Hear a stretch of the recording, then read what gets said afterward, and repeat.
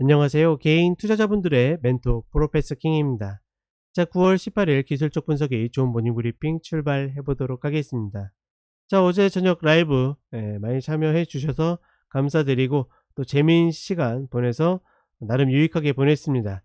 자, 언제든지 관심 있으시면 저희 카페에 오시면 새로운 이벤트 올라와 있으니까 참고하시면 되겠고, 9월에는 매주 일요일 저녁 9시에 라이브 한다라는 거 참고하시면 좋겠습니다. 자, 그리고 어제 이제 기관차 방송에서는 이야기를 좀 미국 관련해서 이야기를 좀 드렸죠. 제가 모닝 브리핑 때는 그래요. 그러니까 어떻게 보면 매일 한 땀 한 땀 이 흐름을 확인한다라는 거는 사실 굉장히 피곤한 이야기일 수도 있고 너무 단기적일 수 있어요. 다만 이제 어떻게 해야 합니까? 본 방송을 통해서 큰 흐름들을 계속 따라갈 수 있는 거거든요. 아, 지금이 어떤 타이밍이 오는구나. 아, 오늘이 이 타이밍이 될 가능성이 높구나. 아, 지금의 정방향은 상승이구나. 혹은 하락이구나. 이런 것들을 알 수 있는데, 다만 이런 것들이 왜 그런지, 어떤 종합적인 의견이 만들어지는 건지 설명하기에는 짧은 시간에 진행돼야 되기 때문에 그런 것들을 좀 기관차에 좀 풀어냈습니다. 그렇기 때문에 모닝 브리핑을 보시는 분들은 어제 올라온 그 미국 해외 기관차 꼭 확인을 하셨으면 좋겠고, 일단 미국 시장은 이제 점점 꺾이는 흐름들은 맞아요. 제가 계속 이야기 드리지만 이 애플의 120평 이탈하는 순간부터 어떻게 시장이 꺾이고 끌려 내려올 가능성이 있다라고 이야기 드렸고, 다만 이제 저는 만기 다음 타이밍이 아닐까 싶은데 만기 날 좀 밀렸다라는 거. 다만 그래도 1% 밀린 거 가지고 막 급락이라고 호들갑 떨 필요는 없습니다. 그리고 얘네가 쭉쭉 막 마이너스 3% 4% 바로 빠질 가능성은 적어요. 그렇다 하더라도 파동을 가지면서 빠질 거지 그렇게 빠질 가능성은 적지만, 쟤네들은 언제든지 저럴 만한 위치에 있구나, 아니면 종목들이 전체적으로 한풀 꺾여 있는 느낌이구나, 그 정도를 좀 인지하셨으면 좋겠고, 한국도 마찬가지입니다. 폭이 굉장히 좁은 구간이에요. 그렇다 보니까 모닝 브리핑 듣다 보면 뭔가 어제랑 오늘이 또 뉘앙스가 다른 느낌이고 막 그런 흐름들이 있죠. 분명히 어제는 관통목 나와 가지고 좋지 않다며. 근데 왜 오늘 방송에는 갑자기 오늘 2차전지의 매수 타이밍일 수 있습니다, 왜 그런 이야기를 하지? 막 이런 게 따라오기 버거우신 분들이 있잖아요. 그거는 뭐냐면 지금 우리 시장이 수렴 끝단으로 가고 있기 때문이에요. 계속 짧게 120평 딛고 올라왔는데 위로 제한적이고, 또다시 밀렸는데 또다시 밑에 120평 밟고, 자꾸 이런 방식이기 때문에 이런 거를 너무 헷갈려 하지 마시고, 그러니까 내가 만약에 헷갈린다 그러면 사실 지수 지워요. 지수 지워요. 지수 지워도 돼요. 우리나라 지금 지수 다 헛뻥이라니까요. 말도 안 되는 위치에 와 있는 겁니다, 몇몇 종목들의 섹터의 움직임에 의해서. 그러니까 지수 지우고 종목 개별로 보시되 어중간한 자리는 패스한다라는 생각으로 보시면 깔끔하다, 이렇게 좀 정리를 해 드리겠습니다. 자, 차트 같이 살피도록 하겠습니다.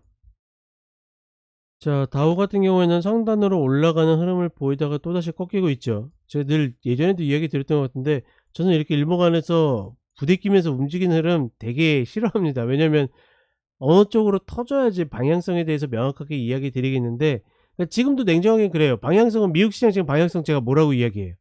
그냥 딱 잘라 이야기하면 하락파동 이야기하잖아요. 이탈에 가까운 흐름이라고.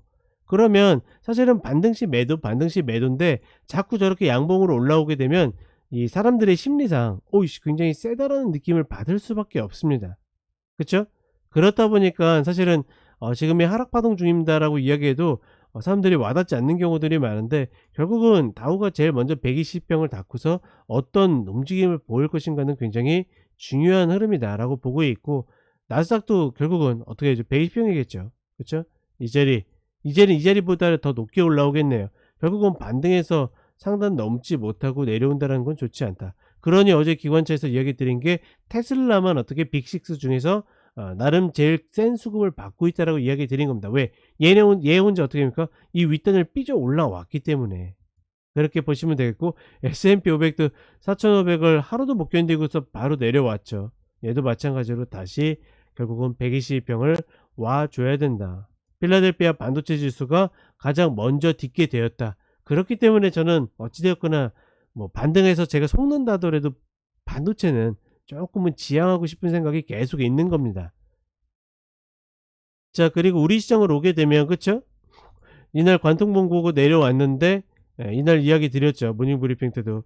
오늘이 2000주 매수 타이밍 같다. 뭐 좀 아쉬운 거는 에코프로가 나름 대장 역할을 해줘야지 시장 그 분위기를 딱 끌고 갈 텐데 그렇지 못하고 포스코 형제가 올라오다 보니까 사실은 포스코 형제는 움직여도 시장의 어떤 핵심적인 역할을 잘 못 맡아요. 왜? 기본적으로 외국인과 기관이 매도 관점으로 보고 있는 종목이기 때문에 쟤네들은 맞게 에코프로 올라오듯이 스타가 되긴 좀 어렵다. 그러니 쟤네들이 나머지 종목들을 끌어올리지 못하는 거죠. 그런 부분들은 좀 아쉽지만 어찌되었거나 타점은 잡혀 있는 거고 바로 어떻게 됩니까? 바로 목표치까지 올라와 버렸어요. 정말 짧고 굵게 올라와 버린 거죠. 그쵸? 그런 과정에서 이제 에코프로가 올라오지 못했기 때문에 그쪽을 선택하신 분들은 좀 어려움이 있거나 아니면 어떻게 보면 짧게 손절 내지 짧은 손절 뭐 이런 것들을 좀 감내해야 될 흐름이 점점 압박적으로 다가오는 거고, 자 어찌됐거나 지금 이런 식으로 수렴하고 있기 때문에 우리 시장도 그렇게 막 길게 막 끌고 가고 뭐하고 그럴 구간은 아니다. 제가 봤을 때는 결국은 코스닥의 이 122평 이 흐름의 이탈이 하락을 가속화시키거나 아니면 결국은 딛고서 올라오면서 강제로 멱살 잡아 가지고 박스나 그나마 유지할 수 있는지 그런 것 정도를 갈라주지 않을까. 사실은 매일매일 이 색깔을 다르게 하고 있기 때문에 예측보다는 저는 이 대응의 영역이다 이렇게 좀 보고 싶고, 오늘 같은 경우에도 개파락이 이루어질 텐데 개파락해 가지고 결국은 또다시 시가 저가로 올리느냐 아니면 시가 고가로 다시 밀리느냐 그 흐름 정도 오늘 체크를 하시면 될 것 같습니다. 자, 그 다음에 종목 하나 보게 되면 세아베 스틸 지주인데 일단 여기 갭이 만들었죠. 이 갭은 지금 메워야 되는 갭입니다. 그렇게 보시면 되고, 왜냐면 이때 눌림 당시에 틱차로 못 메웠어요. 그것만 알고 계시면 되겠고, 다만 이 위에 상단 헤드를 만들어 놓고서 헤드앤숄더의 어깨를 길게 가져가고 있기 때문에 이때도 파동이 하나 둘 셋 그쵸? 굵기만 봐도 3번에서 4번이잖아요.